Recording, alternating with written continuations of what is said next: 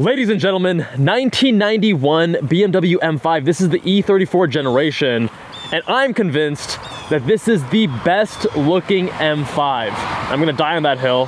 My buddy Fenton son from the Zygreen YouTube channel inside thinks the E39, the generation after this, looks better. I think that one is cooler, more badass, but this is beautiful, timeless, amazing proportions. It has a clamshell hood. How cool is that? Awesome styling. I remember seeing this as a kid, late at night, this dark one with this tan interior, and I just thought it was the coolest car. So super excited to be driving it today. Here in America, we're powered by the S38 engine, 3.5 liter inline six, making 311 horsepower, 266 pound-feet of torque.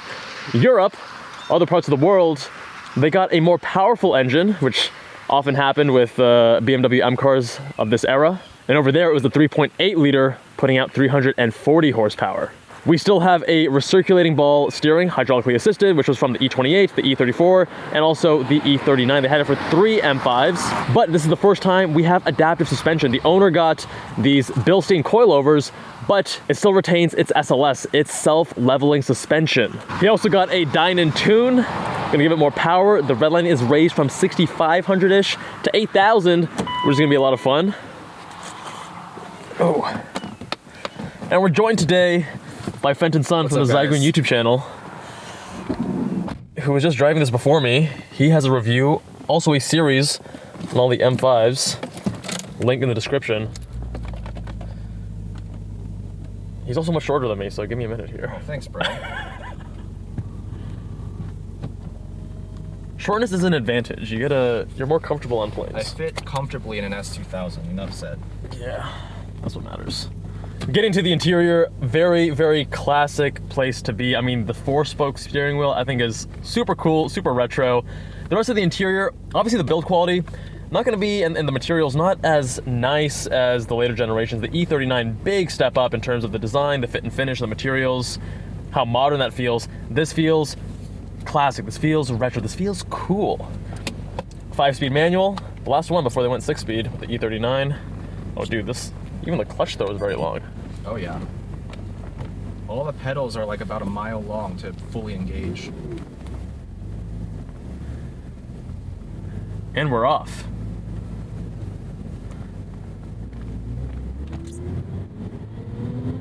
Dude, I love this engine, just so silky smooth. Transmission, feeling very notchy. Surprisingly tight and notchy, actually, considering this car has 147,000 miles. Yeah, the boot cover was coming off when you were driving it. Oh no. I didn't want to say anything. And,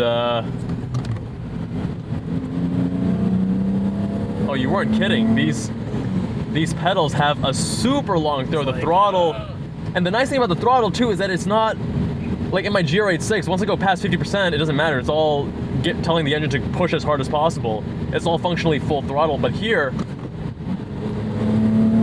yeah, you can actually feel the difference. You have a lot of resolution to actually modulate it.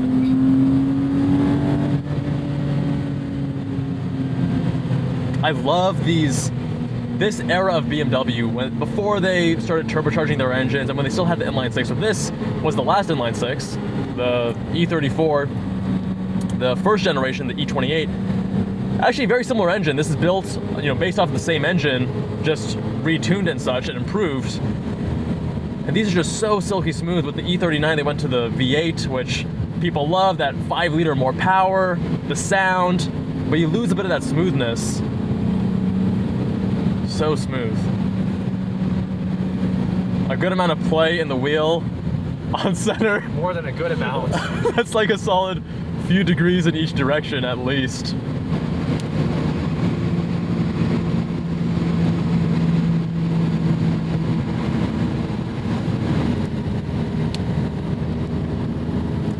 And this shift knob is, it's got a mind of its own. Let's try not to rip the whole thing off.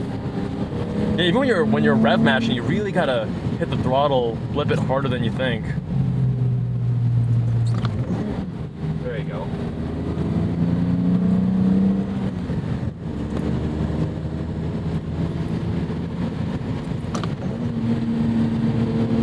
Harder blip. I feel like a lot of these inputs, they're just requiring more input. So your clutch throw is nice and long. Your even just going between gears, your gear lever has these really long throws, third to fourth. I'm getting a full extension to flexion of my shoulder, and the steering too, nice slow ratio.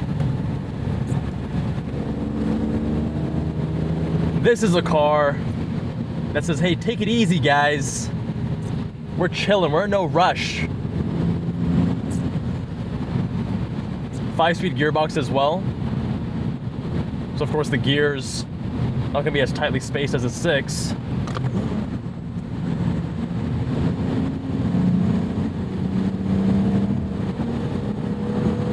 Not bad mid-range torque. Now the car, it did gain significant weight compared to the prior gen, the E28. So this is about 3,800 pounds depending on the trim and the options. You do have some lighter ones going all the way down to around 3,600 range. And it is making a decent amount more power. OEM to OEM, the E34 is making about 50 to 60 more horsepower than the E28. But this now has the Dyna Tune. And I'm curious to see if it really does rev all the way out to 8,000 RPM, because stock, this had a redline around 6,500.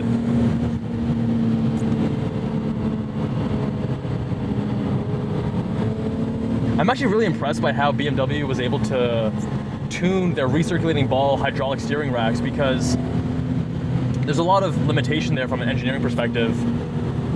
And that's why, especially on these older vehicles, you feel that on-center vagueness. Let's get the defroster going. Yeah, it's going. Oh, it's going? Yeah. Well, we should crank the air up, the temperature up, because that's gonna help.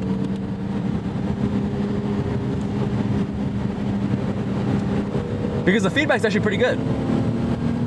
While the on-center is, there's a lot of slop,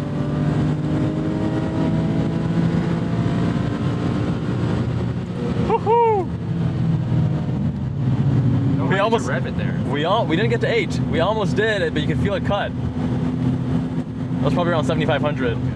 It starts losing a little bit of steam. The owner was even saying that if you want the most power, you want to shift it around 7,000 RPM, not too much higher. Apologies for the foggy. Actually, it looks like it's slowly clearing up. I think increasing the temperature did the trick. Yeah.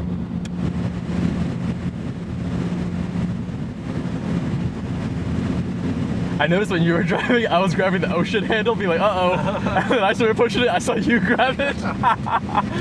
It's just like when you're a passenger, the car feels like it's going so much faster. Yeah, it does. You're like, oh my God, I'm gonna die. And then when you're driving, like, we're totally chill.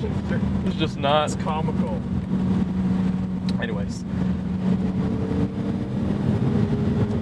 Now comparing this to the other generations, the E28 that came before and the E39 that came after, this corresponds to the E36 M3, right? So for the E36, the E30 came before and the E46 came after. And in that video, I was comparing them, saying that the E36 felt like it was dead in the center in terms of progression from the E30 to the E46. And here, I would say this feels a little bit closer to the E28. Like, it's still the same formula, but it's just been refined. You have, it says, don't rush me, right? Like, nice long throws, the revs take a little bit to drop. You're not pushing this car, it's not as sharp, it's not as responsive, it's not as tight compared to something like the E39. And I feel like the jump from the E28 to the E34 was more about refining the same formula and perfecting that. Whereas the E39 says, hey, we're now in the modern era. Now we're doing things a little bit differently. Now we're gonna have sharper steering, more power. The whole car feels more responsive. It's not like a sharp car by modern standards by any means. I mean, you look at the modern BMWs, the steering ratio is excessively sharp sometimes. The throttle just like, you breathe on it and you're taking off. Whereas the E39 has that middle ground. I feel like the E39 and the E60 with the V10 naturally aspirated, those were the middle ground where you had, I think a lot of us feel the best driving dynamics. It was responsive, but still connected. And the F10 we drove, what a disaster. It got a little bit, it's like, it's not just numb, it's disconnected and unsettling because it feels nervous, it feels twitchy, it feels not confidence inspiring mid-corner. You're like, what is going on? What are these body motions? Am I about to like lose traction and, run off the road right now? And the E39 and E60 have that dialed in much, much better. The E60 having, I think, a little bit better driving dynamics with the rack and pinion steering helping with that on-center feel. But this, I still appreciate this because this is not a car that you want to drive necessarily more than 7/10, I'd say.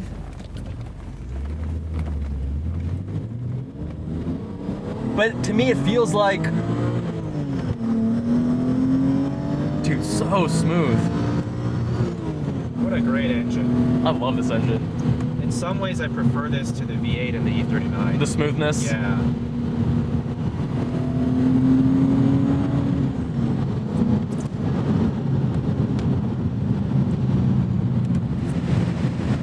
I'm baking in here wearing this jacket with this defroster at full heat, but I can't see. But the thing is, when I think of an executive saloon, I think of, you know, a family man that wants to go fast, have a sporty driving experience, go quick, and enjoy his time behind the wheel.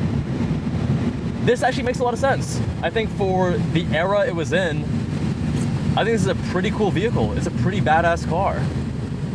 You're getting a very different flavor, of course, but I think for that time, nowadays we're so focused on stats and like what's faster than what, you know? And sometimes you lose some of the magic, some of the connectedness. And if you want more of that classic feel, you want more of that traditional old school, I think this is the generation to get, because the E28, it didn't feel fully baked. They were working out the formula. It's the first M5. Hey, can we do an executive saloon, fast, sporty, and the looseness, the tin can nature, the, you know, unsettledness of the vehicle was a little bit more front and center, and this feels much more buttoned down. Now, keep in mind though that the owner has these Bilstein coilovers, and I think that was actually a fantastic mod because it accentuates the character. You actually feel the car feels stable. It's compliant. It's not overly stiff. It might be a tad bit sportier than every other component of the vehicle, considering how slow the steering ratio is and the little bit of slop and how long the throws are. I'd say the congruence, now that I'm behind the wheel, I felt like as a passenger it felt more congruent. But as a driver, I feel like it's a little bit sportier than the rest. It still feels good. It's not detracting from the experience. It's saying, hey, I have this car and I'm making it mine, and I want to add a little bit more of a sporty twist to it. So I appreciate the owner for doing that. So big shout out to Yusuf, not only for taking great care of this car and modifying it so tastefully, but for letting us review his vehicle. This is actually the final M5 in our comparison series. We didn't review them in order. This is the last one. A little bit of a rainy day, but Yusuf trekked out all the way here to make it possible.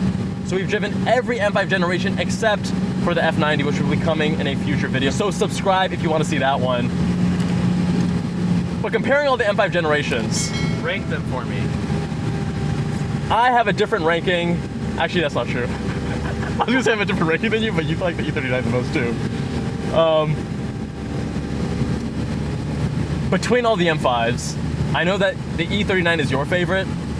This was my first time driving the E39 M5, and I would actually agree. It is my favorite because it toes the line.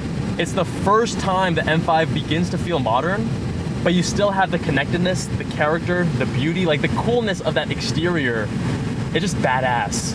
I just remember Clive Owen, Madonna, like that was the higher, right? BMWs mini series. I love that stuff. Growing up as a kid, amazing. Now the E60, I have a lot of respect for that car because you have better steering, you have the V10 naturally aspirated engine, more character, amazing sound.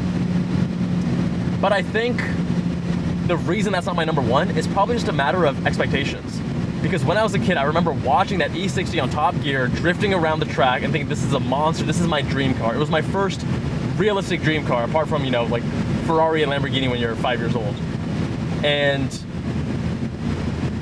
I felt a little bit disappointed. I appreciate what the car is, I think it's fantastic, but I think my favorite is still the E39 because I was expecting more from the E60, even though it's a fantastic vehicle and I think better than the E39 in certain ways. The E39 has that badass factor, the connectedness, and for me, it's the sweet spot.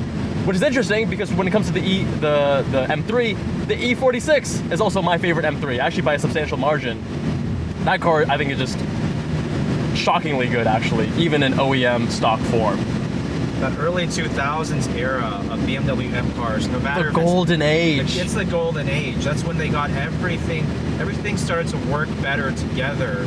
And then looking back in time, 25 years, it marked that transition away from the old school lazy feel of these cars and started to usher in the modern era without getting too digital.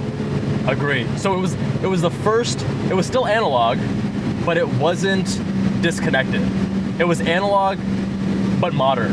And then with the F10, you got super disconnected, super digital. And then the whole driving dynamics were also unsettling.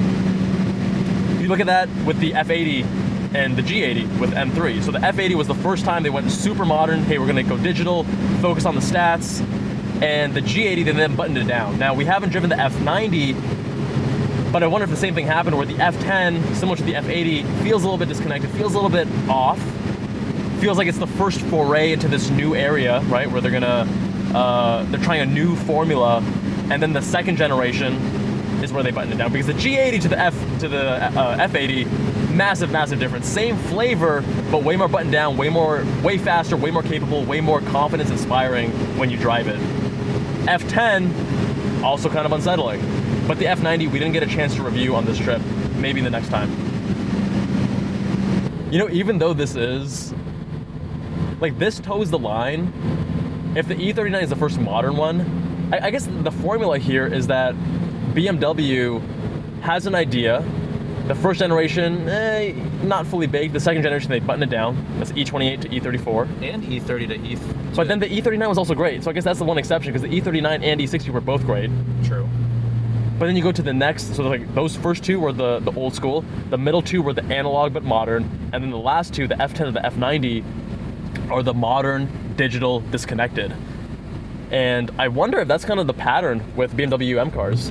What about the M3s? Can you say the same thing there? I think the E30, as much as everyone, immortalizes that car for its, Group B or whatever. The touring most winning touring car, yeah. All of that stuff. Actually getting behind the wheel, I was a little bit disappointed. And then when I got into the E36, I was like, wow, I feel way more confidence driving this car. So it's that same feeling of, oh, the first generation of M3 is not quite buttoned down, and then the second generation was a lot better. I get that same feeling with the M5, but it's amplified in the M5. And I think I agree. It's a greater magnitude in the M5, and the same pattern happens where the E30 to E36. I think the E36 is much more confidence inspiring. It feels much more buttoned down. But similar to the M5s, when you go to the third and fourth generation M3, the E46, E90, they're both great, similar to the M5s, great, yeah. right? And then you go to the F10, and then you start getting then you go to the F80, and then you start getting a little bit more digital disconnected, not so great, because that's again the new era. And then the G80, fantastic, phenomenal, although still disconnected. So it's interesting, there's like these groupings, there's two of the generations at a time. The middle two were both great, but for the first two and the last two, the first one seems like a foray into a new arena, and they just haven't fully baked it. So Agreed. interesting, I just came up with that right now. I like it. Anyway, my friends, I want to give a big shout out to Steven and Mark for organizing this whole thing in Raleigh, North Carolina. My buddy Fenton's son for making this whole thing possible. Make sure you're watching the full M5 and M3 comparison series. We have whole playlists for both down in the description. Subscribe if you haven't already. Much love, my friends, and I'll see you all in that next one.